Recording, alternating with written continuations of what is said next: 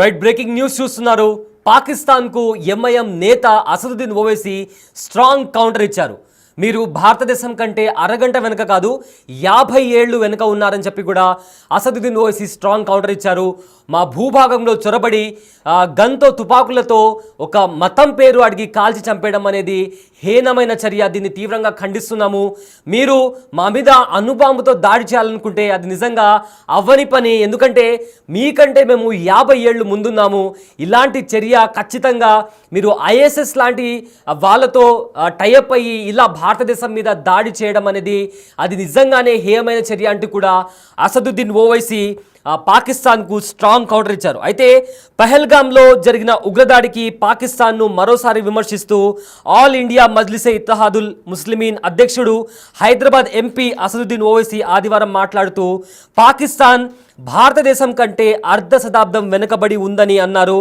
అదేవిధంగా వక్ఫ్ సవరణ చట్టాన్ని వ్యతిరేకిస్తూ మహారాష్ట్రలో ప్రభావాన్ని జరిగే బహిరంగ సభలో ఓవైసీ ప్రసంగించారు. ఉగ్రదాడి విషయంలో హైదరాబాద్ ఎంపీ పాకిస్తాన్పై తీవ్ర విమర్శలు చేశారు. పాకిస్తాన్ నాయకులు ఏదైతే బెదిరింపులు చేశారో ఆ బెదిరింపులను కూడా తోసిపుచ్చారు ఓవైసీ. మీరు కేవలం అరగంట వెనకబడి లేరు, భారతదేశం కంటే అర్ధ శతాబ్దం వెనకబడి ఉన్నారు. మీ దేశ బడ్జెట్ మా సైనిక బడ్జెట్కు కూడా సమానం కాదు అని ఆయన అన్నారు. పాకిస్తాన్ తన దగ్గర అణుబాంబులు ఆయుధాలు ఉన్నాయని పదే పదే చెబుతుంది. కానీ గుర్తించుకోండి, మీరు వేరే దేశంలోకి వెళ్ళి అమాయక ప్రజలను చంపితే ఏ దేశం కూడా మౌనంగా ఉండదు అని కూడా అన్నారు. అయితే పహల్గామ్లో పర్యాటకులను చంపే ముందు ఉగ్రవాదులు వారి మతం ఏమిటని అడిగారని ఏఐఎంఐఎం చీఫ్ దాన్ని గుర్తు చేశారు. ఆ ఇన్సిడెంట్ని గుర్తు చేశారు. అదేవిధంగా మీరు ఏ మతం గురించి మాట్లాడుతున్నారు, మీరు ఖవారిజ్ కంటే దారుణంగా ఉన్నారు, మీ చర్య ఐఎస్ఎస్ వారసుల్లాగా ఉందని కూడా అసదుద్దీన్ ఓవైసీ చాలా గట్టిగా విమర్శలు చేశారు. అయితే ఈ అంశానికి సంబంధించి ఎగ్జాక్ట్గా అసదుద్దీన్ ఓవైసీ ఆ మీటింగ్లో ఏం మాట్లాడారో ఒకసారి విందాం. पाकिस्तान ये कहता है कि हम न्यूक्लियर बॉम्ब हमारे पास है, एटॉमिक बॉम्ब है। याद रखिए, अगर आप किसी मुल्क के अंदर जाकर मासूम लोगों को मारेंगे तो कोई भी मुल्क खामोश नहीं बैठने वाला है, चाहे हुकूमत किसी की भी हो। मगर इस तरह से आकर हमारी भारत की सरजमीन पर हमला करना और मजहब पूछकर किसी को गोली मारना, तुम कौन से दीन की बात कर रहे हो? तुम तो खवारिज से बदतर हो, तुम तो आईसिस के जानशीन हो जो हरकत किए हैं। तो मेरे अजीज दोस्तों और बुजुर्गों, हम हमारे मुल्क के वजीर आजम से भी कहेंगे कि जब कश्मीर हमारा अटूट हिस्सा है और रहेगा इंशाअल्लाह, तो कश्मीरी भी हमारा अटूट हिस्सा है। हम कभी भी कश्मीरियों के खिलाफ ये जो टीवी चैनल पर ये बड़े बड़े एंकर बैठकर गुफ्तगू कर रहे हैं, बेशरम है पूरे एंकर। अगर कश्मीर हमारा अटूट हिस्सा है और रहेगा, तो कश्मीरी भी हमारा अटूट हिस्सा है। कैसे हम उन पर शक कर सकते हैं? वो कौन था जो दहशतगर्दों से उनका हथियार लेते हुए जिसकी जान चली गई? वो कौन था जो अपने कंधे पर जख्मी लोगों को बिठाकर 40 मिनट चलकर नीचे लेकर आया? वो कौन था? कश्मीरी था जो एक मासूम बच्चे को उठाकर उसकी जान बचा रहा था। बार बार पाकिस्तान ये कहता है कि हम न्यूक्लियर बॉम्ब हमारे पास है, एटॉमिक बॉम्ब है। याद रखिए, अगर आप किसी मुल्क के अंदर जाकर मासूम लोगों को मारेंगे तो कोई भी मुल्क खामोश नहीं बैठने वाला है, चाहे हुकूमत किसी की भी हो। मगर इस तरह से आकर हमारी भारत की सरजमीन पर हमला करना और मजहब पूछकर किसी को गोली मारना, तुम कौन से दीन की बात कर रहे हो? तुम तो खवारिज से बदतर हो, तुम तो आईसिस के जानशीन हो जो हरकत किए हैं। तो मेरे अजीज दोस्तों और बुजुर्गों, हम हमारे मुल्क के वजीर आजम से भी कहेंगे कि जब कश्मीर हमारा अटूट हिस्सा है और रहेगा इंशाअल्लाह, तो कश्मीरी भी हमारा अटूट हिस्सा है। हम कभी भी कश्मीरियों के खिलाफ ये जो टीवी चैनल पर ये बड़े बड़े एंकर बैठकर गुफ्तगू कर रहे हैं, बेशरम है पूरे एंकर।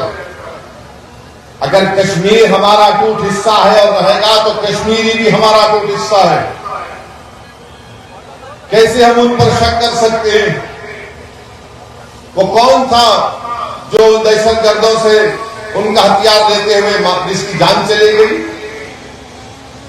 वो कौन था जो अपने कंधे पर जख्मी लोगों को बिठाकर 40 मिनट चलकर नीचे लेकर आया? वो कौन था? कश्मीरी था जो एक मासूम बच्चे को उठाकर उसकी जान बचा रहा। రైట్, ఇదే అంశానికి సంబంధించి పూర్తి వివరాలు మా ప్రతినిధి శివ లైవ్లో అందిస్తారు. రైట్ శివ, నిన్న ఆదివారం అసదుద్దీన్ ఓవైసీ మాట్లాడుతూ పాకిస్తాన్ పైన తీవ్ర విమర్శలు చేశారు. ఈ విషయానికి సంబంధించి ఉన్న అప్డేట్స్ ఏంటి? రైట్ సైయద్, పెహల్గాం బైసరన్ వ్యాలీలో కాల్పుల ఘటన జరిగిన తర్వాత పాకిస్తాన్ భారత్పై అక్కసు వెళ్ళగక్కుతుంది. దానికి సంబంధించి మా దగ్గర అణుబాంబులు ఉన్నాయి, 130 అణుబాంబులు, రియాక్టర్లు కూడా ఉన్నాయి, వాటన్నిటితో మిమ్మల్ని పేల్చేస్తామంటూ కూడా భారత్పై విరుచుపడుతున్నారు. దానికి సంబంధించి స్ట్రాంగ్ కౌంటర్ అయితే అసదుద్దీన్ ఓవైసీ, ఎంఐఎం పార్టీ అధినేత ఎంపీ అసదుద్దీన్ ఓవైసీ కౌంటర్ ఇచ్చారు. మీరు మా దేశం కన్నా 50 సంవత్సరాలు వెనుకబడిపోయి ఉన్నారు, మీ మిలిటరీ బడ్జెట్ మా బడ్జెట్లో సగం కూడా లేదు అనేది కూడా ఆయన ఏదైతే రైల్వే మంత్రి చేసిన వ్యాఖ్యలకు ఘాటుగా కౌంటర్ ఇచ్చే ప్రయత్నం అయితే ప్రధానంగా ఆయన చేశారు. అంటే అక్రమంగా వేరే దేశంలోకి వెళ్ళి కాల్పులు జరిపితే ఎవరు చూస్తూ ఊరుకోరు, నేను కూడా మౌనంగా ఉండనంటూ కూడా అసదుద్దీన్ ఓవైసీ రైల్వే శాఖ మంత్రి చేసిన, పాకిస్తాన్ రైల్వే మంత్రి అబ్బాసీ చేసిన వ్యాఖ్యలకు తీవ్ర ఆగ్రహం వ్యక్తం చేశారు. ఏదైతే ఇతర దేశాల్లోకి చొరబడి అమాయకులను ప్రాణాలు ఏ విధంగా మీరు తీస్తారు, ఉగ్రవాద ముసుగులో ఆ విధంగా దాడులకు పాల్పడతారంటూ కూడా ఆయన పాకిస్తాన్ మంత్రులను, ఆ పాకిస్తాన్కు సంబంధించిన నేతలు కొంతమంది ఏ విధంగా అయితే భారత్పై అక్కసు వెళ్ళగొక్కుతున్నారో వారికి సంబంధించి కీలక వ్యాఖ్యలు చేశారు. అంటే మతం అడిగి కాల్పులు జరగడం అనేది అత్యంత హేయమైన చర్య అంటూ కూడా వారు చెప్తున్నారు. మీరు ఏ కాలంలో ఉన్నారు? అదే ఏదైతే ఇలాంటి కవింపు చర్యలకు చూస్తూ ఊరుకోమంటూ కూడా ప్రధానంగా ఆయన ఆగ్రహం వ్యక్తం చేశారు. మతం అడిగి కాల్పులు జరపడం, మరోవైపు మీరు ఏ కాలంలో ఉన్నారంటూ కూడా ఆయన ప్రశ్నించారు. అంటే కవాదీల కంటే మీరు అత్యంత దారుణంగా ఉన్నారా అంటూ కూడా ఆయన ప్రశ్నించారు. ఈ విధంగా వ్యవహరించడం కరెక్ట్ కాదు, ఉగ్రవాద ముసుగులో ప్రశాంత వాతావరణంలో సరదాగా ఉన్న వారిని అక్కడికి వచ్చి కులం మతం అడిగి ఖురాన్లో సూక్తులు చదివించి మరి చంపడం అనేది అత్యంత దారుణం అనేది కూడా ప్రధానంగా ఏదైతే అసదుద్దీన్ ఓవైసీ ఈ వ్యాఖ్యలు చేశారు. అంటే తాను ముస్లిం సమాజ వర్గానికి చెందిన వ్యక్తి అయినప్పటికీ కూడా పాకిస్తాన్ ఈ విధంగా వ్యాఖ్యలు చేయడం, అమాయక ప్రజలను అలాగే కొంతమంది ప్రజలను టార్గెట్గా చేసుకుని వారిని ముస్లిం సామాజిక వర్గాలకు సంబంధించిన వారిని ఉగ్రవాద సంస్థలకు ప్రేరేపించి వారికి డబ్బు ఆశ చూపి భారత్ పైన అక్కసు వెలగొక్కే విధంగా వారికి ఏదైతే ట్రైనింగ్ ఇచ్చి భారత్లోకి పంపించే ఉగ్రవాద కార్యకలాపాలకు పాల్పడే విధంగా ఉసుగొల్పడం అనేది అత్యంత దారుణం. ఏదైతే భారత్పై ప్రతిసారి కూడా పాకిస్తాన్ అక్కసు వెలగొక్కుతుంది, కానీ ఈ విధంగా చేయడం అనేది కరెక్ట్ కాదు. మీరు ఇంత దారుణంగా ఎందుకు వ్యవహరిస్తున్నారు? దీనికి సంబంధించి ఏదైతే ఇతర దేశంలోకి చొరబడి కాల్పులు జరిపి అమాయక ప్రజలను ప్రాణాలు బలిగుంటే మాత్రం చూస్తూ ఊరుకోబోమంటూ కూడా అసదుద్దీన్ ఓవైసీ ఏదైతే మా దగ్గర రియాక్టర్లు ఉన్నాయి, అణుబాంబులు ఉన్నాయి, వీటన్నిటితో పేల్చేస్తాము, మరోవైపు ఏదైతే సింధు నది జలాలను ఆపేస్తే దానికి సంబంధించి రక్తం పారిస్తాం, భారత్ సంబంధించిన సైనికులు, భారతదేశానికి సంబంధించిన ప్రజల రక్తం పారిస్తామంటూ ఏదైతే రైల్వే శాఖ మంత్రి చేసిన వ్యాఖ్యలు ఏవైతున్నాయో దానికి సంబంధించి ప్రధానంగా ఎంఐఎం అధినేత అసదుద్దీన్ ఓవైసీ ఈ వ్యాఖ్యలు చేశారు. ఈ వ్యాఖ్యల పట్ల అందరూ కూడా భారతదేశ వ్యాప్తంగా కూడా హర్షం వ్యక్తం చేసిన పరిస్థితి కల్పిస్తుంది. మొత్తంగా చూసుకుంటే ఏదైతే పాకిస్తాన్ చేస్తున్న చర్యలకు ఏదైతే చొరబాటుదారులు ఏ విధంగా అయితే పాకిస్తాన్ నుంచి భారత్లోకి రావాలని ప్రయత్నిస్తున్నారో దానికి సంబంధించి కానీ ఇటు పాకిస్తాన్ భారత్ బోర్డర్ల మధ్య కూడా ఇంకా ఉద్రిక్త పరిస్థితులు కొనసాగుతున్నాయి.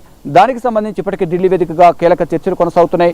నిన్న రాజ్నాథ్ సింగ్తో BSF అలాగే CDS డైరెక్టర్ జనరల్స్ ఇద్దరు కూడా సమావేశమై ప్రెసిడెంట్ తాజా పరిస్థితిని రాజ్నాథ్ సింగ్కు వివరించిన తర్వాత ఈరోజు రక్షణ శాఖ మంత్రి ప్రధాని నరేంద్ర మోడీతో సమావేశం కాబోతున్నారు. సమావేశమై అన్ని అంశాలను ఆయనతో చర్చించబోతున్నారు. మొత్తంగా చూసుకుంటే ఏదైతే పాకిస్తాన్ మంత్రి ఏ విధంగా అయితే కీలక వ్యాఖ్యలు చేశారో ఈ వ్యాఖ్యలకు సంబంధించి భారత్ను అక్కడున్న ప్రజలందరూ కూడా సింధు నది ద్వారా రక్తం పారిస్తాము, మా సింధు నది నీటిని ఆపేస్తానని వ్యాఖ్యలు చేయడం కానీ 130 బాంబులు అణుబాంబులు ఉన్నాయి, రియాక్టర్ బాంబులతో మేము భారతదేశాన్ని పేల్చేస్తామని చేసిన వ్యాఖ్యల పట్ల ఎంఐఎం అధినేత అసదుద్దీన్ ఓవైసీ ఆగ్రహం వ్యక్తం చేశారు. ఏం చేసినా చూస్తూ ఊరుకోబోమని, ఇండియన్స్ని ఏమైనా చేస్తే మాత్రం అమాయక ప్రజలను ఉగ్రవాద ముసుగులో కాల్చి చంపితే ఊరుకునేది లేదంటూ కూడా ఎంఐఎం అధినేత అసదుద్దీన్ ఓవైసీ ఘాటుగా కౌంటర్ ఇచ్చారని చెప్పాలి. Syed. Right, thank you Shiva. అయితే పాకిస్తాన్ పైన ఎంఐఎం నేత అసదుద్దీన్ ఓవైసీ హాట్ కామెంట్స్ చేశారు. ఈ నేపథ్యంలో ఆయన భారతదేశాన్ని లక్ష్యంగా చేసుకోవడానికి పాకిస్తాన్ చాలా సంవత్సరాలుగా ఉగ్రవాదులకు శిక్షణ ఇస్తుందని కూడా ఓవైసీ అన్నారు. ఈ నేపథ్యంలో పాకిస్తాన్ను ఆర్థికంగా బలహీనపరిచేందుకు ప్రధాని మోదీ చర్యలు తీసుకోవాలని కూడా ఆయన డిమాండ్ చేశారు. అయితే కాశ్మీరులు కూడా భారతదేశంలో అంతర్భాగమని ఓవైసీ ప్రధాని మోదీతో అన్నారు. టీవీ ఛానళ్లతో కొంతమంది యాంకర్లు కాశ్మీర్లకు వ్యతిరేకంగా మాట్లాడుతున్నారు. వారు సిగ్గులేని వారు. కాశ్మీర్ మన అంతర్భాగం అయితే అలాగే కొనసాగితే కాశ్మీర్లు కూడా భారతదేశంలో అంతర్భాగమే కదా, మనం వారిని ఎలా అవమానించగలమని కూడా ఆయన అన్నారు. ఉగ్రవాదులతో పోరాడుతూ ప్రాణాలు అర్పించినది ఒక కాశ్మీరీ అని, గాయపడిన పిల్లవాడిని వీపుపై మూసుకెళ్లి 40 నిమిషాలు నడిచి తన ప్రాణాలను కాపాడుకున్నది కూడా ఒక కాశ్మీరీ అని కూడా అసదుద్దీన్ ఓవైసీ అన్నారు. అయితే వక్ఫ్ సవరణ చట్టంపై ఆల్ ఇండియా ముస్లిం పర్సనల్ లా బోర్డు ప్రకటించిన నిరసన కార్యక్రమంలో ప్రజలు పాల్గొనాలని కూడా ఓవైసీ విజ్ఞప్తి చేశారు. ఇదే నేపథ్యంలో ఏదైతే పహల్గామ్లో జరిగిన దాడికి ఉద్దేశిస్తూ కొన్ని విమర్శలు చేశారు. పాకిస్తాన్ కేవలం 30 నిమిషాల దూరం కాదు, మన భారతదేశంతో పోల్చుకుంటే 50 సంవత్సరాల వెనక ఉంది. మీ దగ్గర అణుబాంబు ఉంది, రియాక్టర్లు ఉన్నాయని మీరు స్పందిస్తే మీరు అది ఖచ్చితంగా భారతదేశాన్ని ఎదుర్కోలేరు. ఒక దేశంలోకి చొరబడి అక్కడున్న అమాయక ప్రజలపైన వాళ్ళ మతం అడిగి, వాళ్ళ ఐడెంటిటీ అడిగి వాళ్ళను చంపడం అనేది హేయమైన చర్య. అదేవిధంగా మీరు ఐఎస్ఐఎస్ వారసులుగా బిహేవ్ చేస్తున్నారు. పాకిస్తాన్ ఉగ్రవాదులకు ప్రాణం పోసి, ఉగ్రవాదులకు ఫండింగ్ చేసి, ఉగ్రవాదులను పెంచి పోషిస్తోంది. ఇలాంటివి కొనసాగకూడదు. మీరు ఖచ్చితంగా ఇలాంటివి ఆపేయాలి. మీ దేశంలో ఉన్న ప్రజలపైన దృష్టి పెట్టి డెవలప్మెంట్ వైపు అడుగులు వేయాలి అని చెప్పి కూడా పాకిస్తాన్ని ఉద్దేశిస్తూ అసదుద్దీన్ ఓవైసీ స్ట్రాంగ్ కామెంట్స్ చేశారు.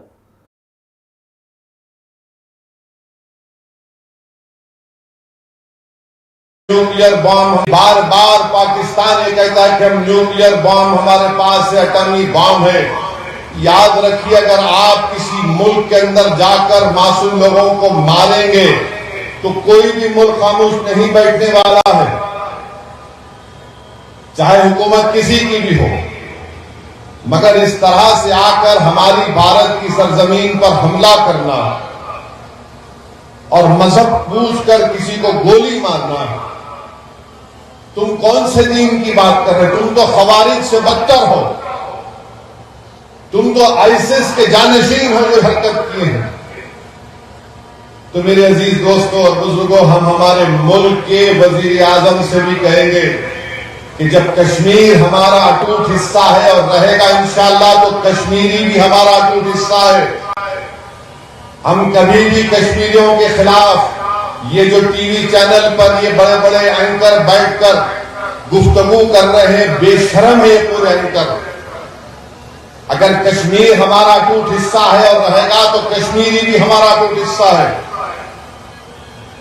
कैसे हम उन पर शक कर सकते हैं? वो कौन था जो दहशतगर्दों से उनका हथियार लेते हुए जिसकी जान चली गई? वो कौन था जो अपने कंधे पर जख्मी लोगों को बिठाकर 40 मिनट चलकर नीचे लेकर आया? वो कौन था? कश्मीरी था जो एक मासूम बच्चे को उठाकर उसकी जान बचा रहा।